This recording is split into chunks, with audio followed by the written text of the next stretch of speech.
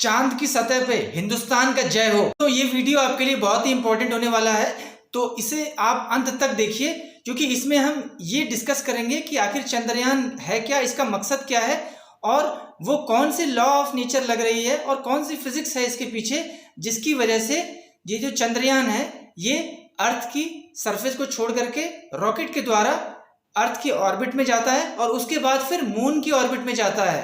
और आखिर इस योग करने के बाद हमारी इंडिया का क्या स्टेटस हो जाएगा इंटरनेशनल लेवल पे, तो ये सब देखते हैं इस वीडियो में। जी हाँ दोस्तों, just by landing the Indian spacecraft on the southern region of the moon, India is going to attain the number 1 position in the race and the supremacy of space in this universe. You know why?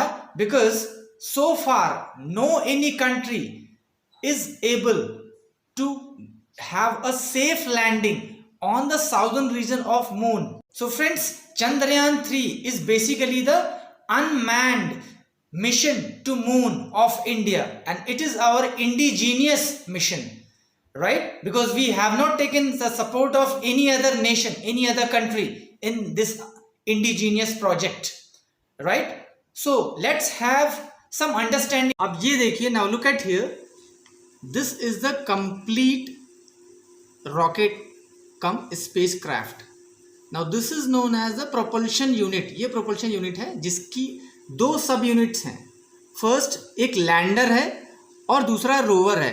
अब देखिए lander क्या होता है, lander basically जो land करने में assist करता है, और रोवर वो है कि जब लैंड करने के बाद जो उसके अंदर की जो डिवाइस निकल रही है उसे हम रोवर कहते हैं। ठीक है, ये मूव कर सकता है मून के सरफेस पे। अब ये जो स्पेस क्राफ्ट का जो फर्स्ट पार्ट है जिसके अंदर ये लैंडर और रोवर हैं, हमारा पर्पस क्या है कि ये सिस्टम हमारा मून पे प्लेस हो जाए, और वो अपने से तो प्लेस हो नहीं पाएगा, तो उसके लिए क्या होगा, हमें एक लॉन्चिंग व्हीकल चाहिए। ये जो लॉन्चिंग व्हीकल है ये कंप्लीट रॉकेट है जो क्या करेगा, ये लैंडर और रोवर दोनों को कैरी करके स्पेस में लेकर के जाएगा। कहाँ से? अर्थ के सरफेस से। अब आइए इसको देखते हैं कि ये कैसे प्रोसेस हुआ। यस, ये हमारा रॉकेट इस पर्टिकुलर पॉइंट से स्टार्ट हुआ, अर्थ के सरफेस से, ठीक है, और यहाँ से रॉकेट इसे ले करके अर्थ के ही ऑर्बिट पे प्लेस किया इसने, और उसके बाद it started revolving around the earth in an elliptical orbit. ये देखिए, ये जो ऑर्बिट है ये इलिप्टिकल ऑर्बिट है, ये प्योर सर्कुलर नहीं है, ये इलिप्टिकल ऑर्बिट है।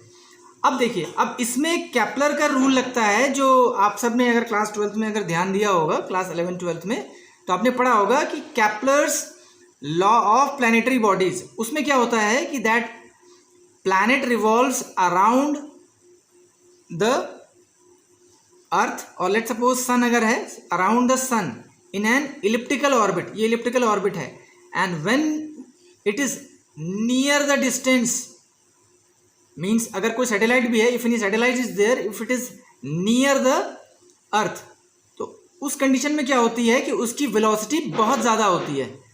तो जब यहाँ पे जब पहुँचेगा तो ये वेलोसिटी बहुत तेज़ हो जाएगी, और उसके बाद when it reaches to the farther point, अब फार पॉइंट पे यहाँ पहुँचा है तो यहाँ पे वेलोसिटी कम हो जाती है।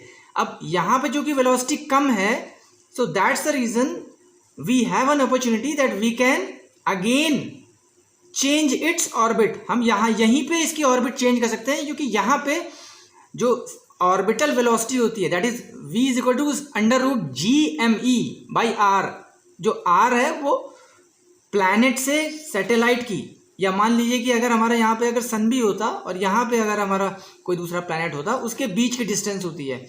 अब वो उसके रेसिप्रोकल है, मतलब कि जैसे ही डिस्टेंस ज़्यादा होगी वो ऑर्बिटल वेलोसिटी वो कम हो जाएगी, और कम हो जाएगी तो हमें उसे कंट्रोल करने में आसानी होगी, so that we can change its orbit, ताकि हम उसकी ऑर्बिट चेंज कर सकें।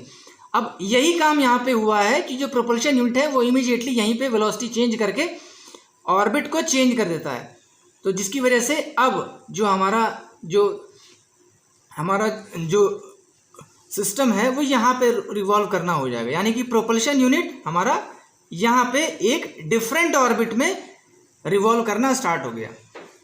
अब इसके बाद क्या होगा कि इसी तरीके से ये लूप वाइज ये डिफरेंट लूप में चलना स्टार्ट हो जाएगा। सो ऑलमोस्ट ये 5th लूप में जब पहुंचेगा उस कंडीशन में क्या होगा कि ये एक ऐसे पॉइंट पे पहुंच जाएगा जहां पे दो प्लैनेट है। सपोज मान लीजिए कि ये हमारा 2 मासेस हैं, ये अर्थ हो गया जहां से हमारा रॉकेट चला था, और उसके बाद ये मून है। अब ये मून के ऑर्बिट में प्लेस होना है इसको।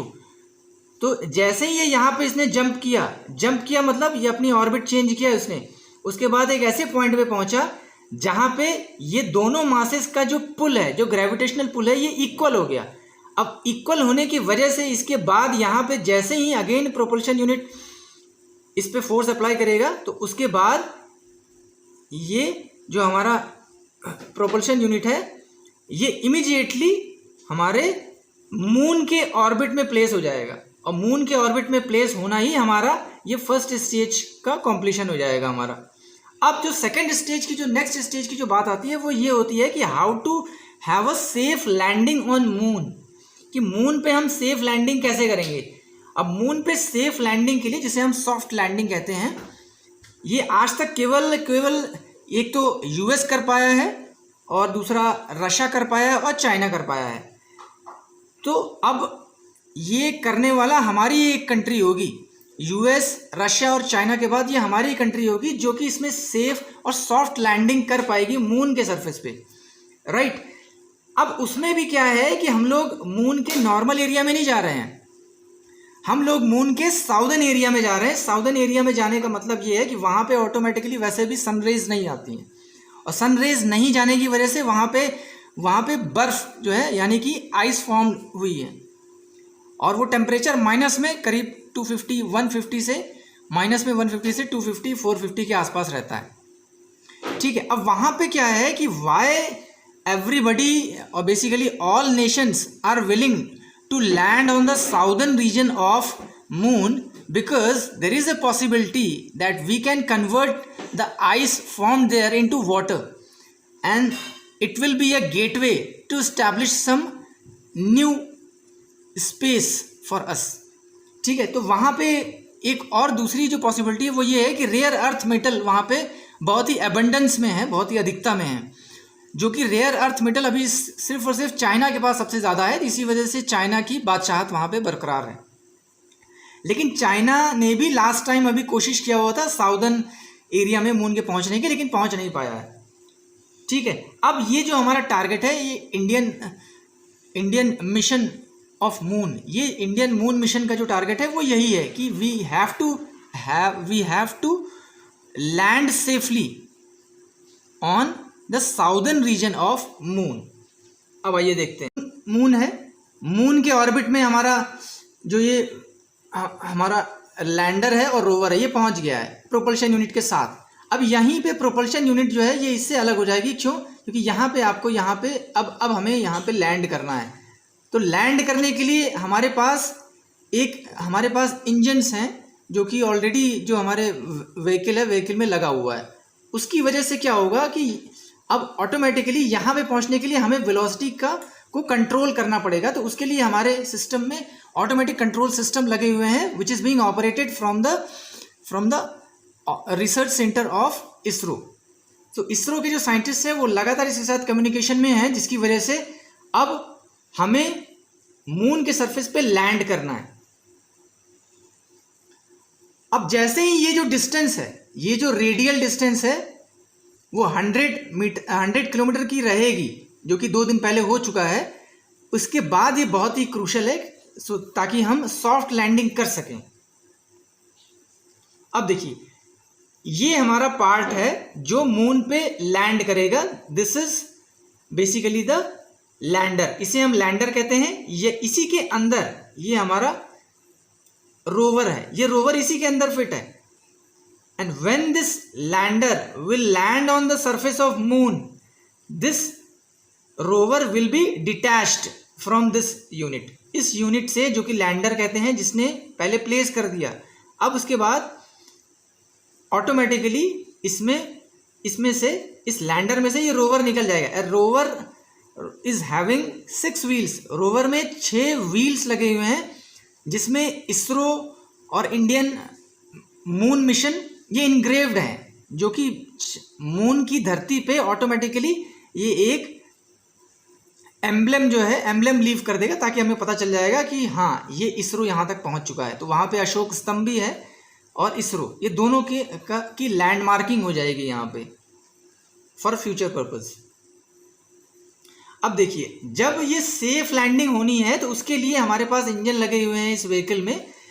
यही इंजन जो है ये प्रॉपर ये थ्रस्ट प्रोवाइड करेंगे, जिसकी वजह से ये सेफ लैंडिंग हो पाएगी। और आज तक ये सेफ लैंडिंग सिर्फ और सिर्फ यूएस, रशिया और चाइना ही कर पाए हैं। इसके बाद हमारी कंट्री यानी कि इंडिया ही होगी।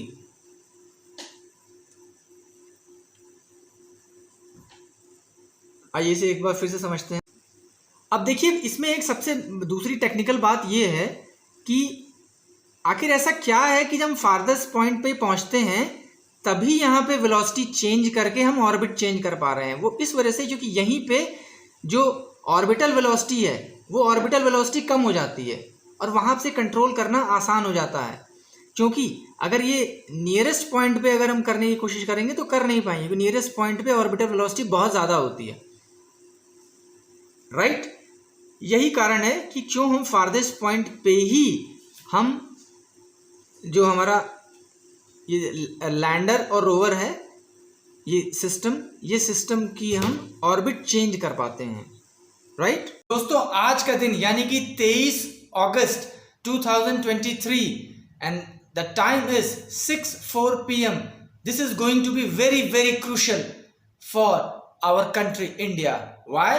क्योंकि यहीं पे ये तय हो जाएगा कि हम स्पेस की दुनिया में बादशाहत अपनी बना पाते हैं या नहीं। क्योंकि अभी तक किसी भी कंट्री ने आज तक चांद के साउदर्न रीजन में सेफ लैंडिंग नहीं की है। तो दोस्तों, ये देखने वाली बात होगी, सबको इसका बेसब्री से इंतजार है। So let's wait for the time that India is going to rule the space.